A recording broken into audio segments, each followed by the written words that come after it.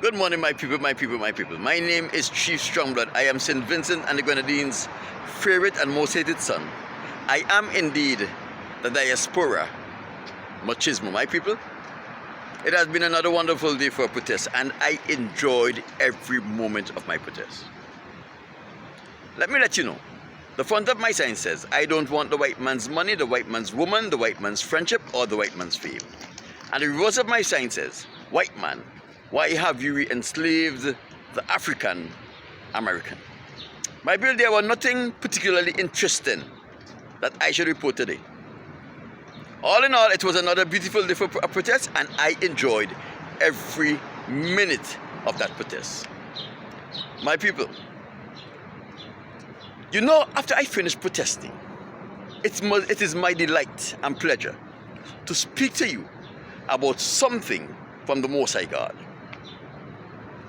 And for the past few weeks, we have been dealing with the topic, who are the Caucasians? And on Monday and Wednesday, we went very deep into that topic. My people, we have learned that everything that we have learned, everything we learn in history, sociology, and everything else are lies. They are lies of the Caucasians that they have been perpetrating upon us to accomplish a particular unhealthy and ungodly purpose. My people, they spoke about heredity, and they say if you're getting high blood pressure and hypertension and diabetes and kidney failures and all of these diseases, that it is all about heredity. You inherited these things from your parents. My people, I want to tell you that is a big, dirty lie. The only thing you may have inherited from your parents is the nasty lifestyle that they live, that led to them becoming ill and having all kind of maladies that the Most High never intended for our people. Let me explain this a little further. I dealt with it on Wednesday, but I'm going over it again and add a little more to it so you can understand clearly where I'm coming from.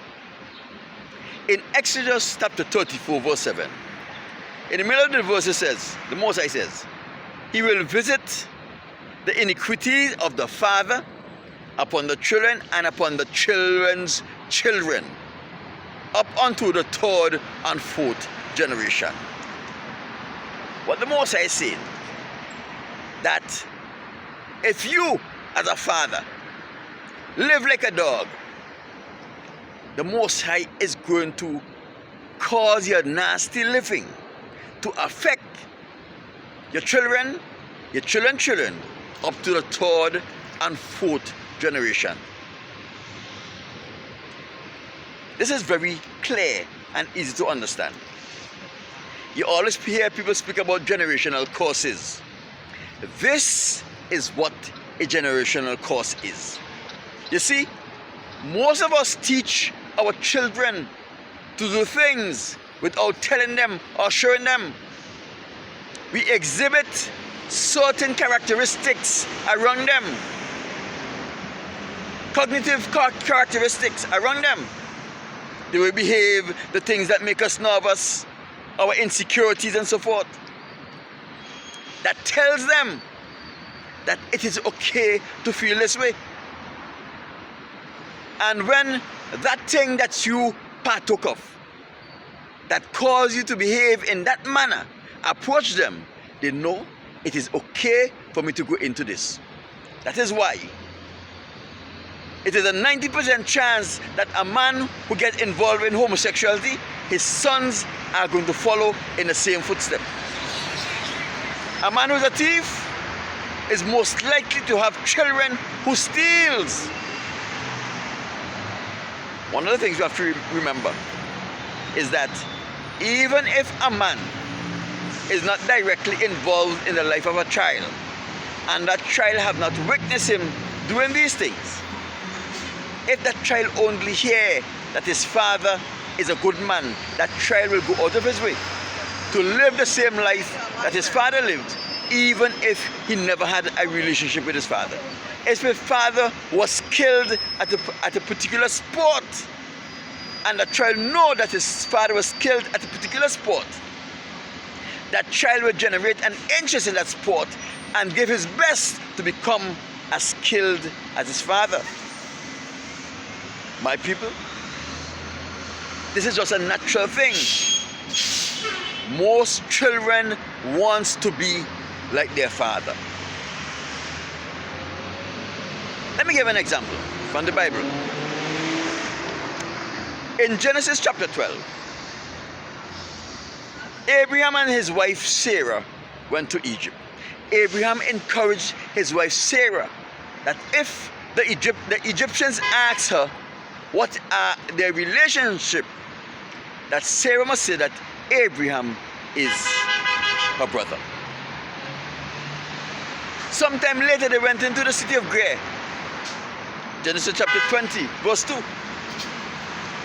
And Abraham told Sarah, if the question is asked again, tell the people, don't tell them that I am your husband, tell them that I am your brother. My people, listen to this. Abraham's son, Isaac, got married at 40 years old. When Abraham went into Egypt and Ger, Isaac did not born yet. My people, listen to this thing. Almost 60 or 80 years after Abraham went into Egypt and to Ger, Abraham's son Isaac was going into Ger with his wife Rebekah. And for some strange reason, Isaac told his wife, if the people of Ger ask you, what are your relationship with me? Tell them that you are my sister. How is this possible? Generational curse. My people, how is this possible? It is quite possible. That is how we are made up. Now, I said all this to say, when Jesus Christ was on earth, he came to teach us how to live. The Son of the Most High, Yahweh. He came to teach us how to live. We do not have divine power. So in order for Yahweh, aka Jesus Christ, to teach us how to live, he have to abandon the power that he had and live like we are now living without that power. So what Yahweh had to do? He had to depend on the Most High God. He had to live faithful to the Most High God as we ought to live faithful. And every miracle that he did, every perception that he have, was a gift from the Most High God. And you and I are entitled to those perceptions and to those gifts. Remember, the Most High Son says, greater things than I have done, you are going to do. The Most High Son walked on water. And he said, greater things than I have done, you are going to do. My people, this is marvelous. If you remember the story of the woman at the well, the Most High Son looked at that woman, and without knowing anything about that woman, was able to tell her everything that she had done. He told her that she was a promiscuous woman with many husbands, and the husband that she has now is not her husband. Why was he able to tell her that? Because we as man, anytime, or the way we live manifests itself on our person. For example, you see all these people walking around with bald heads, and they say, oh, I get this from my father. My father had a bald head. It's heredity. It's not heredity. The only thing that is heredity is that your father partook in homosexuality and you did the same thing, and now your defiled practice, like your father defiled practice, manifested itself in his bald head. My people, if you ever see me with bald head, bet your life I either put my dick up in someone's ass or take one up my ass. Unless I did that, I will never get bald. So when you're going around with the preachers and pastors and ministers and elders and deacons and politicians, you trust them with their bald heads? Homosexual, they're reprobates. They will never do anything to benefit you. They will never say anything that will make you enter the kingdom of the Most High. My people have been faithful to the Most High God. And the Most High God have blessed me with the vision to see things in the scriptures that people who went to seminary and who have been reading the Bible longer than I have will never see. When I come into contact with a person, in the same way like Jesus was able to distinguish that this lady was a promiscuous woman, the Most I have blessed me with that. When I come into contact with a person, I can tell if they are homosexual, not by their antics, but by the marks on their being. I can tell if they had an abortion, if they had multiple abortions. I can tell basically if they are reprobates, because those marks manifest themselves on a person's being. But you will never know unless you are faithful to the Most High, and the Most High manifests these little secrets to you as Jesus had those secrets manifested to him, and I have those secrets manifested to me. My people, there are a lot of things that we see on people, we take it for granted, and we don't know the significance of these development on these people. We take it for granted that it is heredity, or they just get a disease, or some accident or something. My people, don't take things for granted. Become faithful to the Most High, and you will know. So what does that mean? All of those people like Michael Jackson, Jordan and Kobe Bryant and all these people with their bald heads. Homosexuality. One of the things you have to remember is that the white man don't give anyone nothing unless you have their souls. All of those people with big music contract, their souls were taken. They had to participate in homosexuality. In order for you to get to the NBA, no matter how good you are, you have to participate in homosexuality, or you may get in and they will soon kick you out. Because if you are better than all of the players in the league and you have never partook in homosexuality, those people are going to unleash their demons upon you. You will fail to catch the ball when you're supposed to catch it. You will fail to shoot the ball properly when you're supposed to shoot it. Their demons is going to obstruct your ability to shine. Because guess what? You are not supposed to be making these millions. These millions are for the reprobates who are willing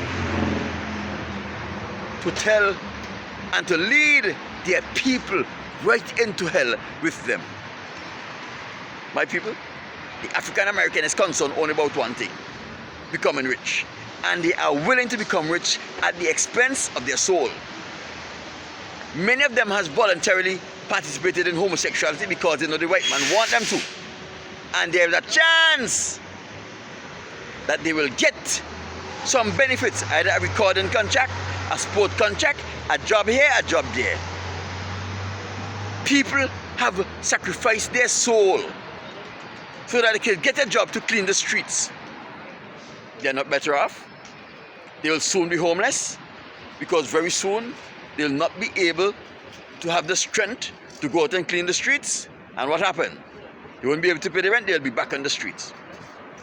So they sold them their souls to get an opportunity not to be homeless, eventually they are going to be homeless when they can least afford to be homeless. When they are old, you come to California, you see all of these old Israelite men and women walking around homeless, pushing shopping carts. Why? Because the soul is soul, and the most I turn their back upon them. What are they going to do? They have nowhere to go but hell when they die. So they experience two hell. One hell on this earth, where the white man is the devil, and they're going to experience another hell, where them and the white man is going to burn together with the devil.